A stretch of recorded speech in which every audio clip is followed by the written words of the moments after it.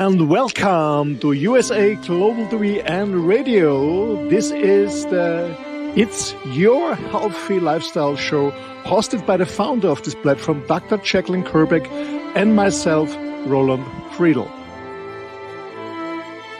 How important is your health and fitness to you? We show you how you can easily eat healthier every day, how you can improve your fitness and recover much quicker after your exercises and workouts. Families will learn how to optimize their children's health and nutrition. And finally, you will also hear how you live a long, healthy, and fit life into your old age. Join us here on It's Your Healthy Lifestyle.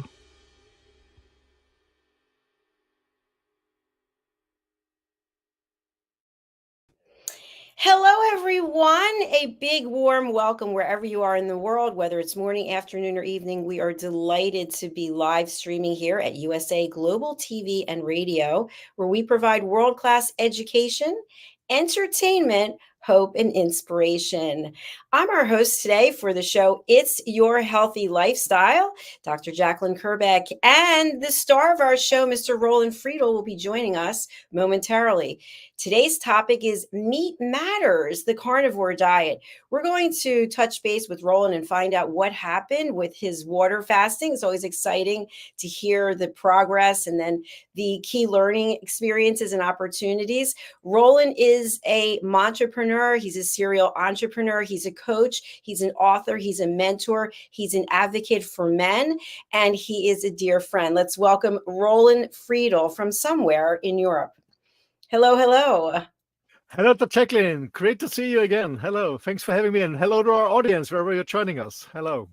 Hello. Thank you so much. By the way, I really enjoyed the episode from last week. It was in German. So how cool is that? I know that you have your own platform. I forgot to mention that. Tell us a little bit about your platform, and then we'll get into today's topic. Yeah, thanks a lot.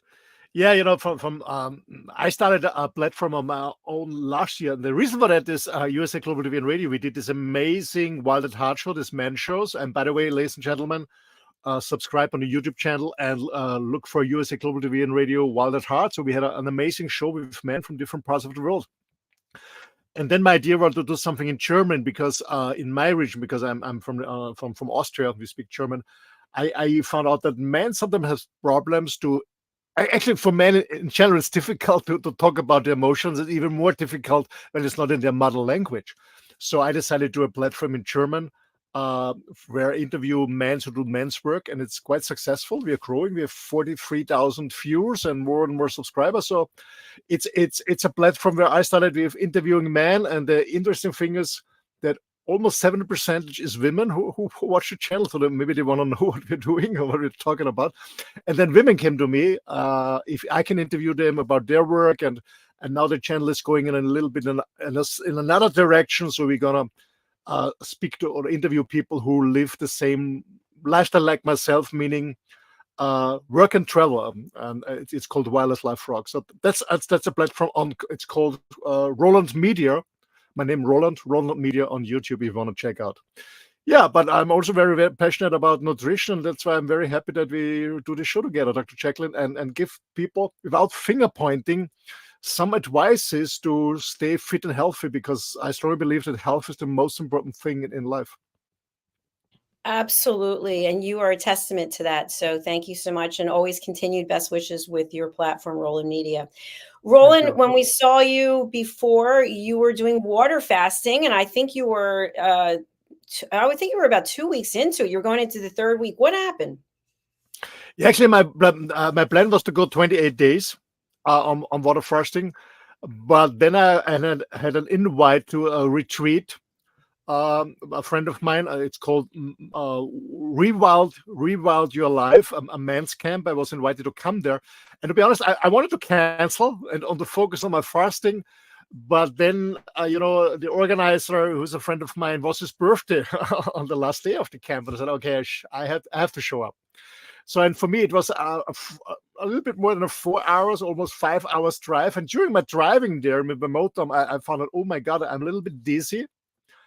I got some problems with my blood, with my circulation. I got dizzy, and at the camp itself, we did a lot of martial arts, archery, getting in the forest, collecting firewood and stuff like that. So it was really man's camp. It was exhausting, and I felt, to be honest, better, worse and worse, and I get a little bit more dizzy and stuff like that. So when you black out, and so I decided to stop the water fasting and eat something there at the camp. So I was eating some bone broth and a little bit meat, and the energy came back. And my idea was that after the camp, I go back to the fasting. But then I said, no, it doesn't make sense anymore. The 2 weeks was really fine. Was an amazing experience. Like always, I love to fast, and I will restart a fast. I guess in spring before Easter or something like that. So to make a long story short, I didn't go for 28 days. I went for 2 weeks, but it's fine for me too, because to be honest, I do it for myself. I don't do it to impress somebody or something. So I said, okay, it was fine, 2 weeks. I stopped it, and all good. I felt good. And for me, I to our audience, please, if you do it the first time, I talk about myself. When I break my fast, I have no issues to go directly to meat or whatever. I can eat whatever. I have absolutely no issues, because I have a lot of fasting experience. But normally, when you break a fast, you shouldn't go with meat or something like that. Maybe you just chew an apple or eat some soup with a little bit cooked rice and stuff like that. But so please don't follow my my routine. But I'm a very experienced faster, so I know what my body can do, and I know my body very, very well, because I'm really taking care every day of it. So I can go back directly to meat without any issues. But please don't copy this, especially when you fast for the first time. I want to mention that. Yeah, that's important. Thank you, because we love to give education and awareness. So, question before we get into meat matters, today's topic. When you made the decision to break the water fasting, was there any feeling of, oh, I'm so mad at myself, or I'm just disappointed, or, I feel like I'm giving up and I came all this way? Because you really did go all this way. What were you feeling in the moment? Yeah, to be honest, yes, I was disappointed. I won't say I was disappointed about myself. Uh, I was thinking, was it a good excuse to give it up or not? Because until I left this place where I was standing with my motor, I really felt good. I was working. I was walking my dog 2 times an hour a day. I did a slow workout, I did stretching. I was working on my project, so I really felt good. But as I said, when I was driving my motorhome, it's a 7-ton motorhome, and it was really a bit. I didn't want to. I didn't want to hurt somebody on the street, because I'm dizzy or something like that. And I said, okay, oh my God, what shall I do? Stop and go back, or I go to this man's camp? I was disappointed, yeah, of course. But at the end, as I said in the beginning, there's nothing to impress somebody. I don't have to prove somebody. 2 weeks was fine. It was good. There was a reason to stop it. It was okay, but I was a little bit disappointed, yeah.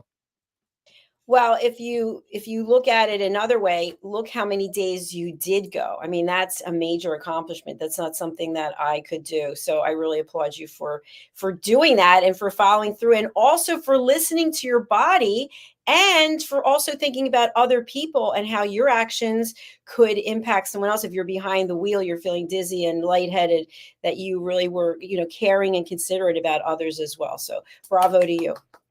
Thank you. Yeah, it's more important than bringing a cool video on YouTube about my fasting 28 days. That's not so important. All right, let's move into the topic meat matters, exploring the carnivore diet. So, I've never been a big meat eater. I will eat some kind of, I guess I'm going to say cow, right?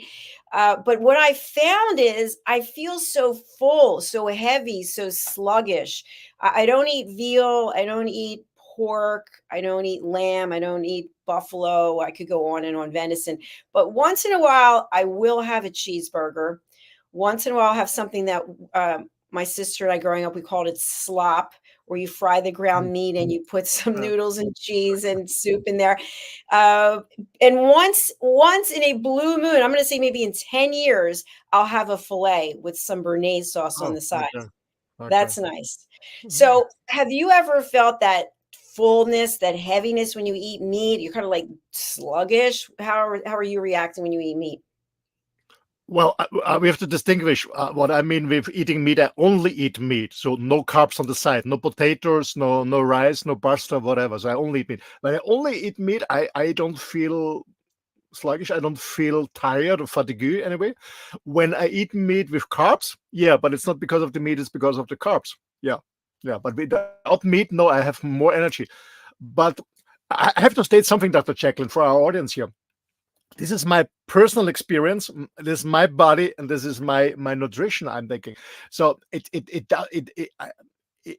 doesn't have to say that it's working for everyone, because everyone is different. I strongly believe, and I've been many years, over 30 years in the nutrition industry, and I tried different diets. I was a vegetarian for 4.5 years. I was a vegan for 9 months. I went frugal for 6 months. So keto. I tried different forms of diets, because I don't want to talk about things that I just heard or read about it. I want to make my own experience. And for me, the carnivore diet works very well for me, as I said, for me. But this episode, or this show, is not about to convince everyone to go on a carnivore diet. Not at all. It's just my personal story, and I know also friends of mine who have problems to digest meat. I have problems to digest carbs. I'm well on meat. Other people have problems on digest meat. So everybody's different.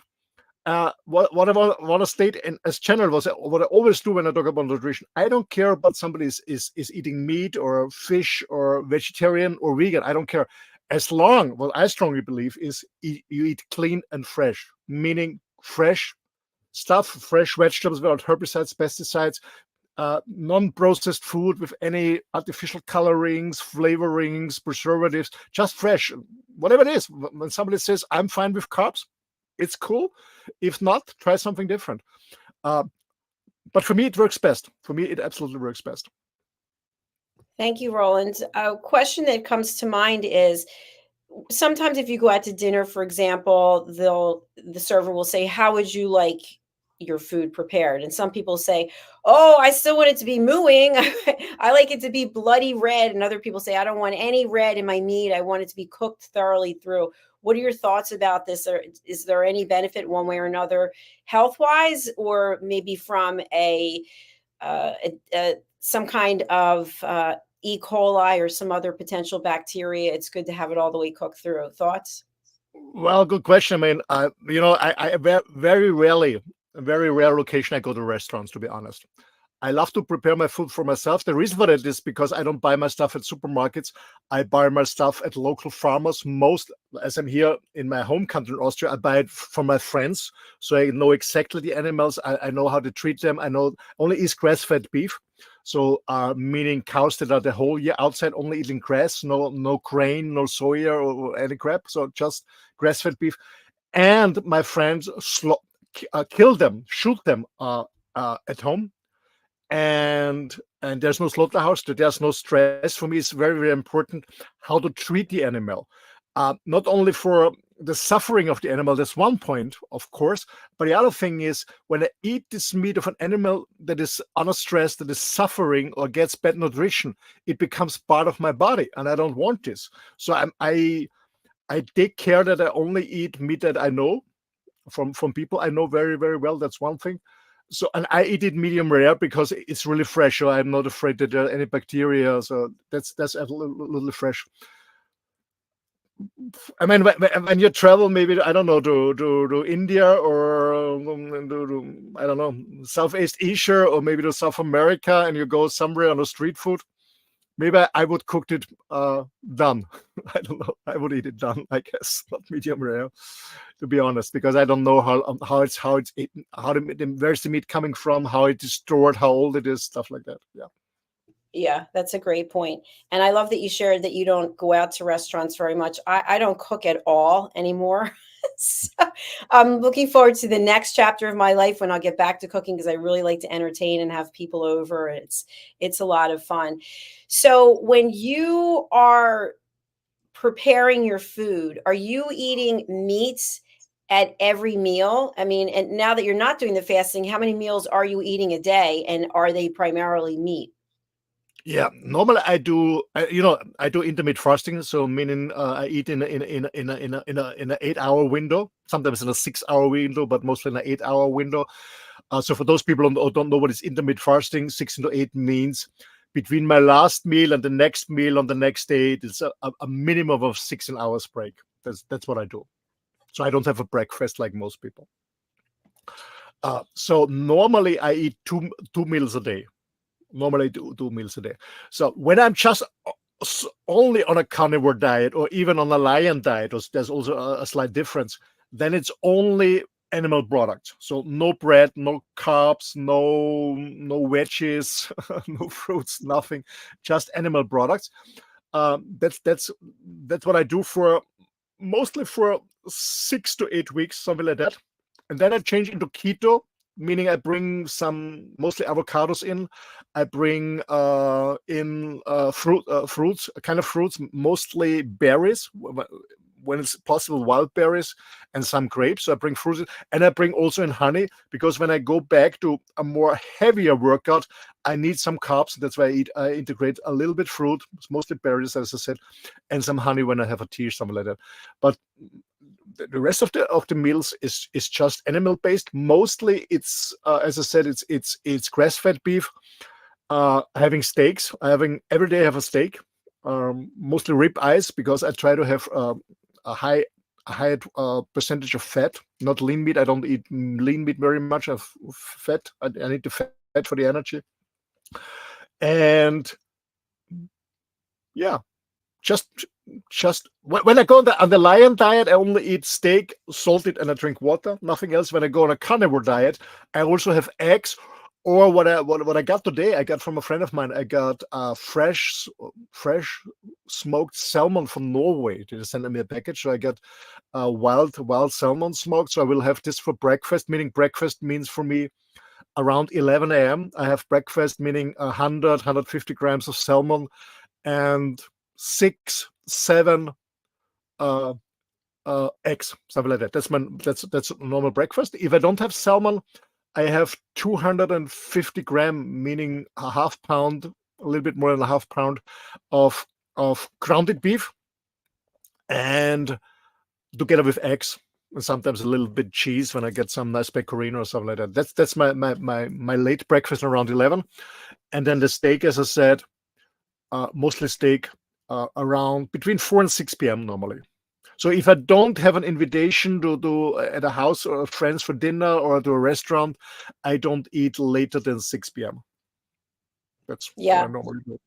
Yeah, that makes a lot of sense, because then your body has all that time to process and then rest. I think that's one thing that I found confusing about other people I know who are lifting weights every day, like heavy weights, and they're eating 6, 7, 8 times a day. I just saw a guy interviewed, and he said he's eating between 3 and 5,000 calories a day. So that's a completely different program, obviously, than the one we're talking about today. Yeah. So, do you think it's possible for a person to lift heavy weights every day if they are not getting that many calories of protein? I imagine their muscles are not going to get any larger.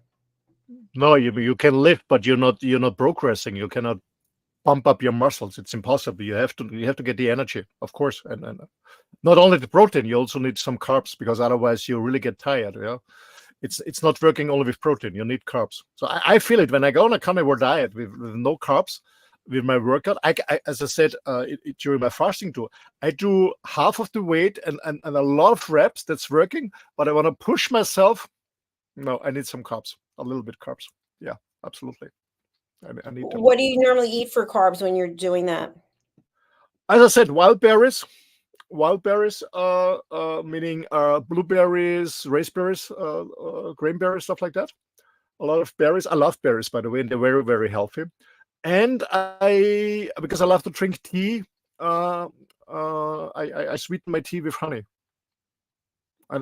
And what I also love sometimes, when I have a craving for sweet, I have Greek yogurt with honey, and this is my carbs. It's so interesting that you're talking about honey because one of our shows, which is Coexistence and Sustainability with Pet Psychic Amina, we just had an episode about bees and honey and how if you eat local honey, that helps protect you against allergies. What do you think about that? Yeah. Well, local is a little bit difficult for me because I travel all the time. But I buy local honey. Yeah, when I was in Portugal, I bought local honey from a Portuguese guy. When I was in Poland and on the border to Russia, I bought for the guys from Russia local. I always buy local honey. Yeah, of course. First of all, to support them, and secondly, I don't buy honey from the supermarket because I know that most honey in the supermarket is just mixed with. A lot of the stuff comes from China. There is no really good control about if it's real honey or not. And I know that many companies are mixing it with different kinds of liquid sugar. So yeah, I buy it from small local bee. How to call them? Beekeepers? Beekeepers. Yeah, thank you for the word. Beekeepers. Yeah, yeah. Yeah. And to be honest, I love them. I love them. If I will settle down, and I guess I will settle down in a few years on a piece of land, I guess I would love to be a beekeeper. Yeah, first of all, bees are so important for our environment. But I would love to have my own honey and take care about bees. Yeah, yeah, I would love to. You be a hot beekeeper. That sounds amazing. We actually have one of our team members who is a beekeeper. So it's, I guess that the benefits outweigh the risks. I don't know how you keep, I mean, I know they have the whole outfit. Well, I don't know what it's called, but I don't know. I would always think that somehow they manage to get in there and sting you. But from what I understand, when they sting you, they're going to die. So they don't really want to sting Yeah, you. yeah. And to be honest, it's a different topic. But when I moved into my motorhome, I was Googling about if it's possible to bring a population of bees with me and I can travel with them. And always when I park my motorhome, I set them outside, they fly around, they collect whatever they collect and come back. But they all said, no, it's not working. Because I met a guy, actually, it was a German guy. He was traveling with motorhome with 7 chicken. And he always put a fence outside because he always wanted fresh eggs. So he was traveling with motorhome with 7 chicken. It was funny. And I was thinking about bringing my own bees, but they said, no, it's not working. Well, how do you, if you were able to figure that out, how do you know they wouldn't fly away? Yeah, that's the point. You'd have to put like little tags on them or something and file them. Especially when you stay in the wild, the police says, hey, you have to move. I say, sorry, I'm waiting for my bees. They're part of my family. Yeah. Now, we do know how important the bees are to the environment. We've done a number of shows on our platform about bees. How important are the cattle and the steer and, wherever it is that the meat is coming from? I know people who love venison or they like buffalo meat. So is there an opportunity or possibility of extinction for any of those animals like there is with bees? Well, I mean, there's a distinction in the meat and stuff like that, and the quality and in the taste and the cholesterol. But I know from my farmers friends who really work organically and very close and connected with nature that the cows are very important for the landscape. Absolutely. Because otherwise, if they don't outside and not only the cows, but also sheep or whatever, it's very important to culture the land because otherwise, it would be a jungle again, a forest again. If we don't want, if we want a jungle, that's fine. But they also keep it. Then cows are very heavy, so they always open up the soil, meaning the soil gets oxygen. It's also very important because when you see a farm, the farmer went with his tractor and is opening the soil again and again and mix it again. And when you have it in the mountain where it's just grass, just grassland, nobody is bringing oxygen to the soil. So it's the cow's work. So with their heavy feet, they're opening the soil and the soil gets more oxygen. So cows are very important for the landscape. But again, we have to distinguish with those one who run around free in the countryside.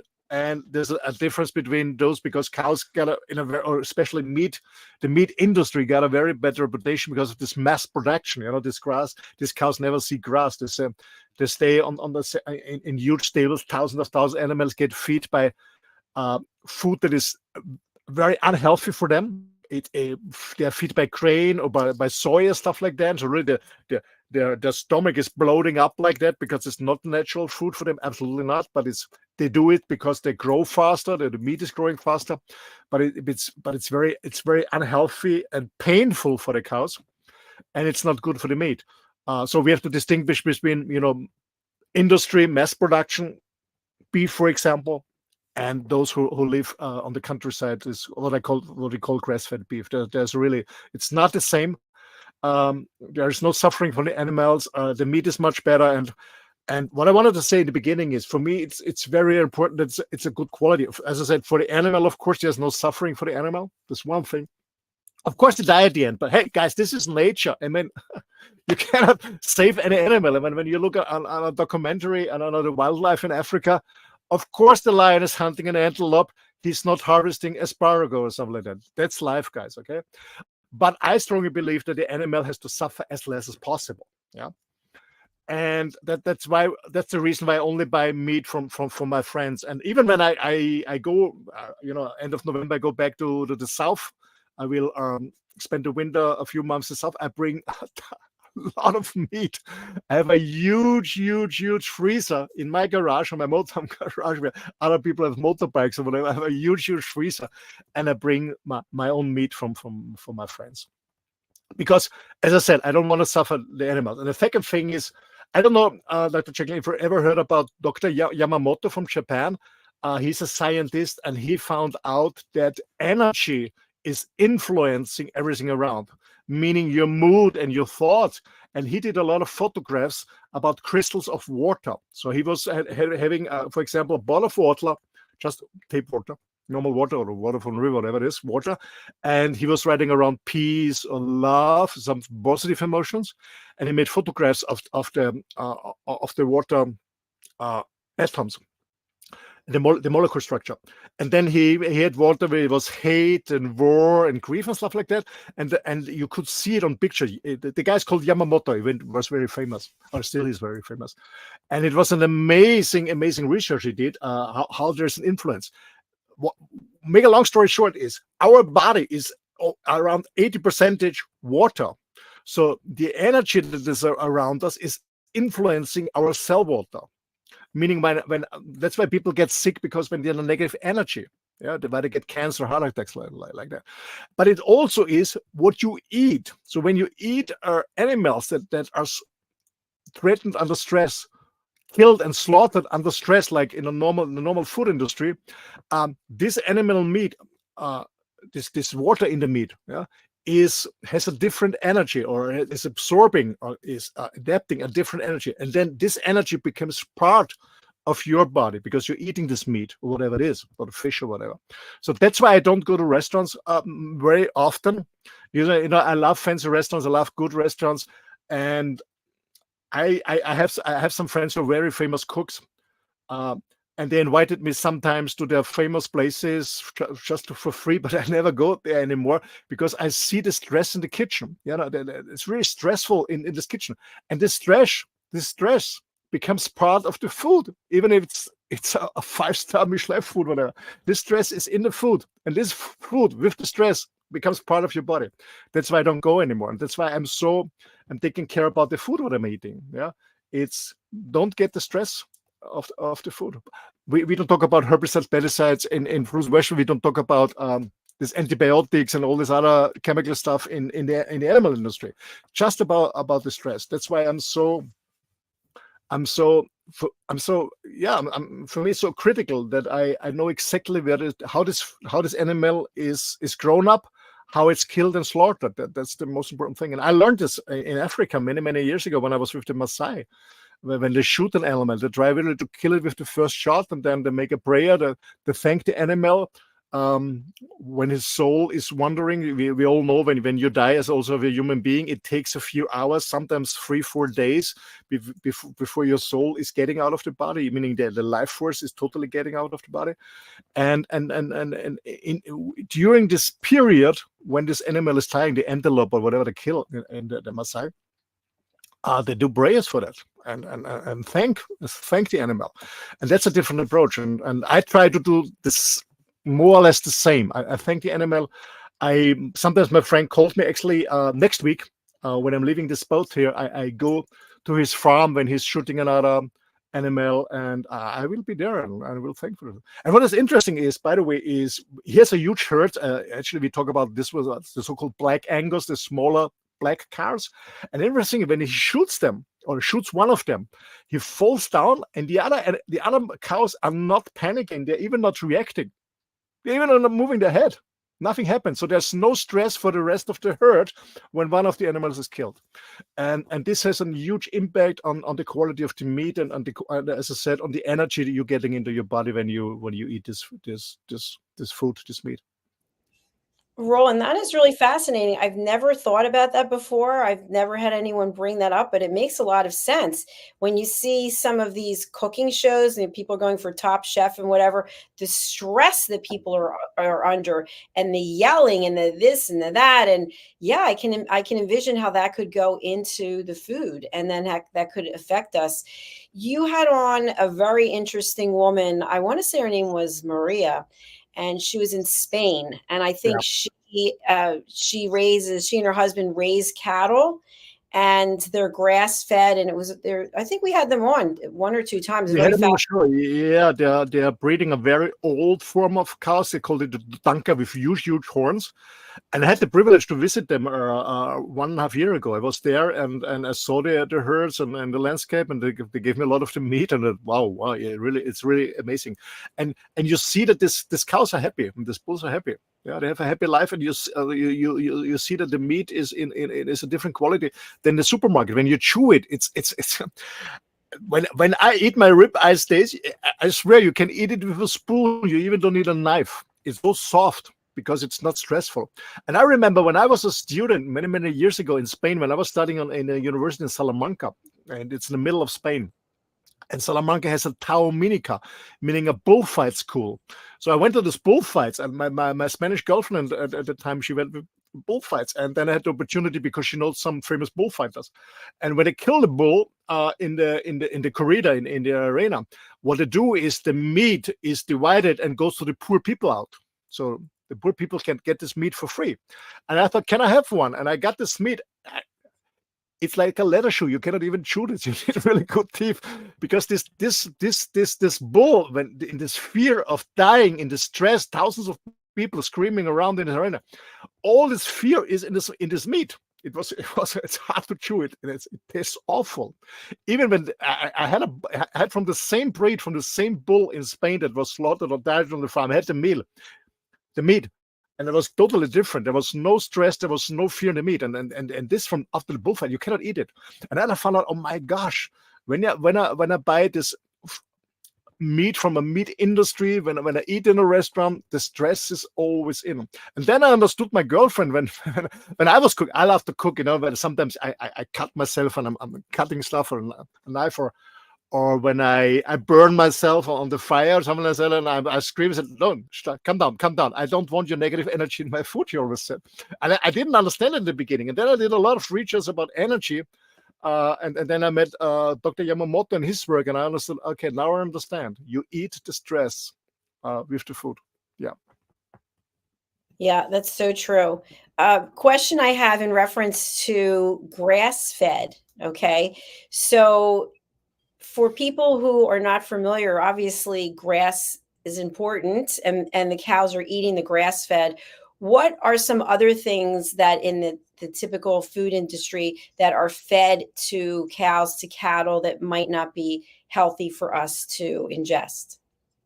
Normally, it's not grass. Normally, they get different grains and soy, because it's much cheaper to produce soy. They get soya because soy and grains have a lot of energy, and so the cow or the bull or the cattle is growing much faster, because it's about making money, meaning growing the animal as fast as possible, so that it's getting a lot of weight and then sell it. But this is not natural. So when I think when you look at bull meat, when you buy a bull meat from the industry, it's a 1.5 year old. When I eat bull meat from my friends, it's 3.5, 4.5 years old. So the meat has much longer time to grow. It's much better.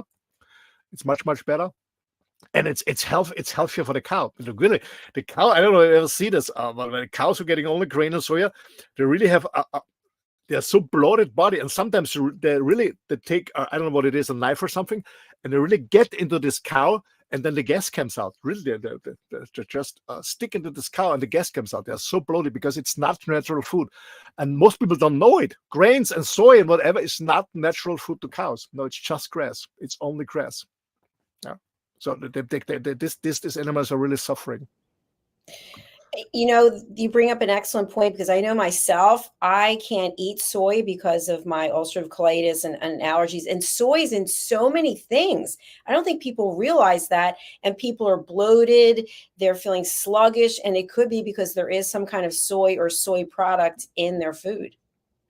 Yeah, absolutely. It's everywhere. The soy industry has a huge lobbying. I want to mention something for the carnivore diet. Why I'm into it. And because, to be honest, years ago, I wouldn't say, no, not too much meat, just for veggies and stuff like that. And I changed my mind because as I felt it in my own body. And I did a lot of research on that. And because, we most of us, we believe what is said to us, that, too much meat is not good. It's not healthy. The fat is not good. Stuff like that. That's absolutely not true. That's absolutely not true. And because there is a huge lobby behind the carb industry, because it's cheaper to produce whatever grains or whatever you want to produce. It's much cheaper, and then the meat industry. The meat industry gets a very bad negative image, as I said before. Part of it is their own fault because it's mass production, but it's a different way.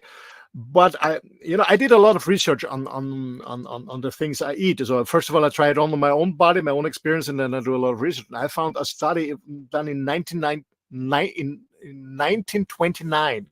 There was a study done by a Dr. Stevenson in his hospital.